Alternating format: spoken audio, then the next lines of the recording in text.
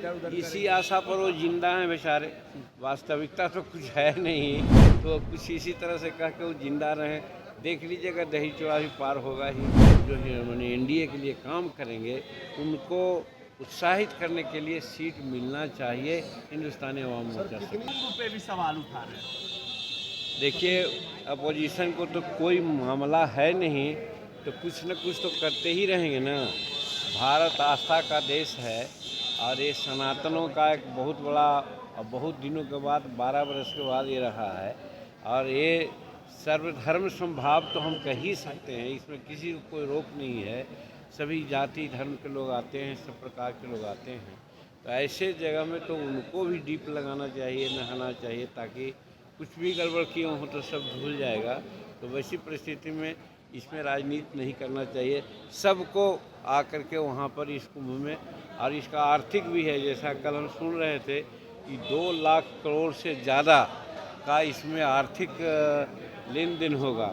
तो ये भारत के लिए और उत्तर प्रदेश के लिए बड़ी चीज़ है, इसलिए इसको नकारना और राजनीति करना उचित नहीं है।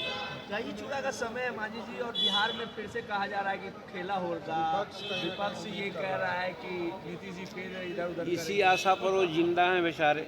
वास्तविकता तो कुछ है नहीं, तो कुछ इसी तरह से कह के वो जिंदा रहें। देख लीजिएगा, दही चूड़ा भी पार होगा ही। सबकी शुभकामना देते हैं दही चूड़ा का।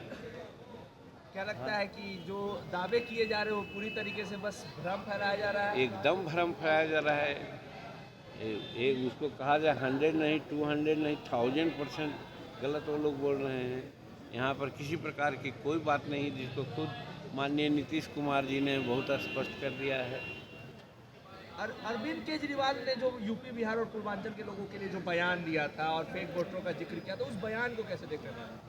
क्या बयान दिया था, हम तो नहीं उन्होंने सुना। कहा था कि फेक वोटर बिहार और यूपी से प्लांट कर रही है बीजेपी दिल्ली में। देखिए, जो बाहर के लोग आए हैं, बाहर से रह करके यहाँ पर अपना वोटर में लिस्ट में नाम लिखा दिए हैं, या जिनका न लिखाया हुआ है, दोनों तरफ से जब तजवीज़ करके नए ढंग से सोच करके जो उचित है उसको रखना है, अनुचित है उसको हटाना है, तो इसमें राजनीति कौन बात की है? तो समझने का फैक्ट पर है, तथ्य पर आधारित है, कागजात पर आधारित है।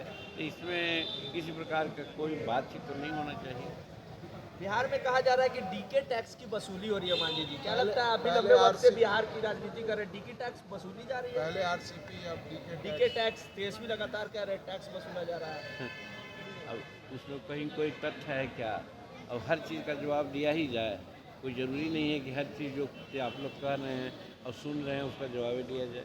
अच्छा, हम पार्टी दिल्ली में चुनाव लड़ेगी क्योंकि आपके सहयोगियों को वहाँ टिकट मिलने की बात हम चल रही लोग है। प्रयास कर रहे हैं, हमारे लोग वहाँ लगे हुए हैं, प्रदेश अध्यक्ष के लोग, और हमने भी बातें की है, हमारे राष्ट्रीय अध्यक्ष ने भी बात की है।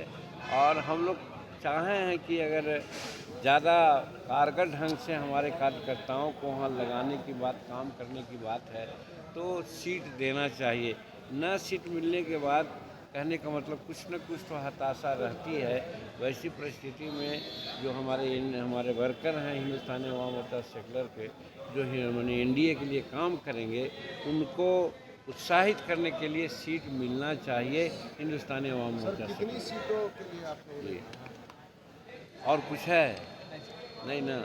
और एक चीज़ हम अपने तरफ से कहना चाहते हैं, आप लोग भूल जाते हैं उसमें कि अभी हाल में गया में हमने बिहार के जो अनुसूचित जाति कल्याण विभाग के सचिव हैं, उनके संबंध में हमने कहा था कि वो ऑफिस में ही ज़्यादा बैठते हैं, बाहर नहीं जाते हैं, जिस कारण से अनुसूचित जाति के जितने संबंधित कार्यकलाप है उसमें गड़बड़ियाँ हो रही है।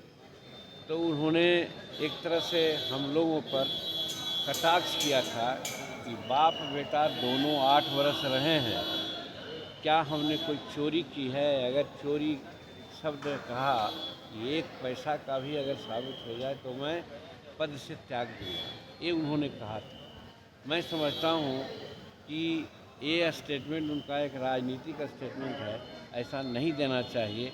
लेकिन हम उनको समझाना चाहते हैं आप लोगों के माध्यम से, दूसरे जगह की बात मैं नहीं बोलता हूँ। हम अपना गांव में एक अनुसूचित जाति आवासीय विद्यालय स्वीकृत करवाया है, वो चल रहा है।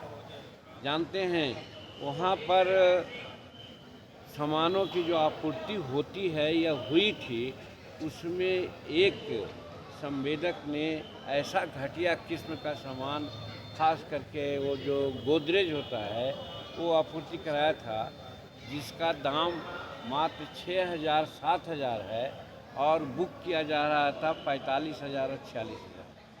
जब हमारे संज्ञान में आई बात तो हम वहाँ के प्रिंसिपल को कहा कि गलत सामान लीजिएगा तो आप फंसिएगा। तो उन्होंने गलत सामान नहीं लिया, दूसरा सामान माने दूसरा गोदरेज आया लड़कों का, वहाँ पर उसमें उपयोग हो रहा है। लेकिन जो यहाँ और औसा घटिया किस्म का अगर गोदरेज वहाँ सप्लाई हुआ था तो इसमें कितना लेन देन हुआ है, ये सिर्फ आप लोग के माध्यम से पूछता हूँ, वो बता दें तब तो हम समझें कि सही हो, रात साफ आदमी है। आयुष्मान भारत के तहत निशुल्क surgery Netaji Subhash medical college एवं हॉस्पिटल में जनरल सर्जरी, नेत्र surgery, ENT surgery, ortho surgery, प्रसूति एवं स्त्री रोग सर्जरी की सुविधा आयुष्मान भारत के तहत उपलब्ध है। साथ ही बीमा कंपनी के द्वारा इलाज की सुविधा। NSMCH, अम्हारा, बिहटा, पटना। भारतीय जनता पार्टी का सदस्य बनने के लिए 8800002024 पर मिस्ड कॉल करें। निवेदक Bharatiya Janata party Bihar. Panorama group, जो सोचता है वो करता है। ये लो मुंह मीठा करो, आज मैंने अपना जॉब छोड़ दिया, अब हम पूर्णिया वापस जाएंगे। जॉब छोड़ दिया है? मतलब ये घर कैसे चलेगा? हम करेंगे क्या? और माँ बाबूजी क्या बोलेंगे? इसलिए मैं एक और मिठाई का डब्बा लाया। अपने बिजनेस के लिए लोन अप्रूव हो गया। अरे लोन अप्रूव हो गया वो तो ठीक है, लेकिन पूर्णिया में हम रहेंगे कहाँ? अपना घर भी तो नहीं है वहाँ। इसलिए तो एक और मिठाई का डब्बा अलग से लाया हूँ। हमने पूर्णिया में घर ले लिया है, पूर्णिया के ई होम्स पैनोरमा में। पूर्णिया में पैनोरमा ग्रुप लेकर आए हैं ई होम्स पैनोरमा। बड़ा घर, आलीशान जिंदगी और अत्याधुनिक सुविधाओं के संग। अरे अरे, अब क्यों मुंह मीठा करवा रही हो? क्योंकि हम घर वापसी जो कर रहे हैं। घर वापसी की खुशी पूर्णिया में ई होम्स पैनोरमा के संग। E homes panorama, luxurious lifestyle redefined.